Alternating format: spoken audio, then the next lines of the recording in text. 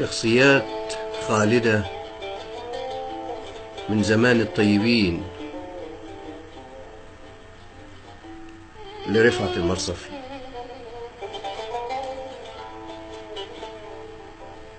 خالتي روحية منادي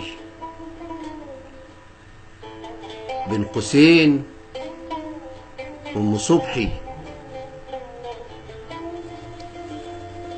تعالوا نخرج من حواري ضرب غايش والوسية، تعالوا نطلع من البلد من مرصفة على العباسية علشان نشوف الطيبة والحنية. كانت هناك خالتي حسنى أم إبراهيم بين قوسين أم شوقي. كان هناك خالي حسني وخالتي فاطمة أم إبراهيم، كانت مراته وبنت عمه. كانت هناك خالتي روحية أم منادي بين قوسين أم صبحي. كانوا عيلة منورة زي النجوم، ألف رحمة ونور عليهم أجمعين.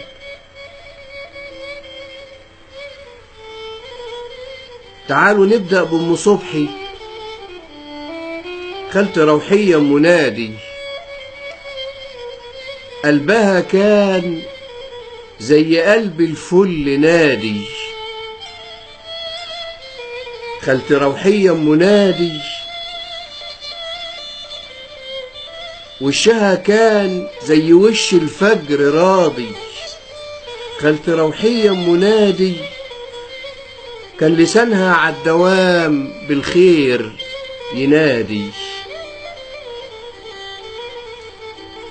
عمرنا ما نسينا لحظة جدعنتها للنهاردة وللسعادي.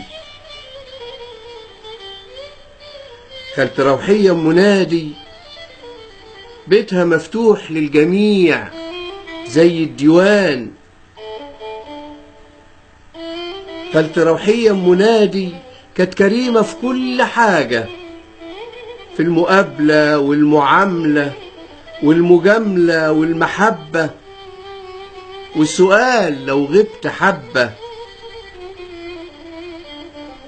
خالتي روحية أم منادي ألف رحمة ونور عليها، عالدوام تسأل عليك وتروح تزورك وترضيك وتشوف أمورك وتراعيك، وفي متاعبك وفي مشاكلك هتلاقيها حاسة بيك.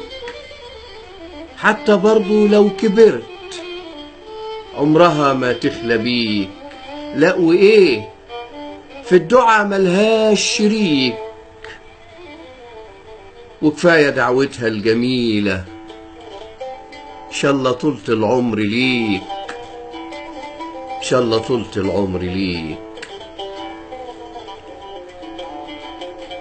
خالتي روحية أم منادي كانت حبيبة لأم رفعت، كانت حبيبة لأمي جدا، أحسنها من مليون صديق.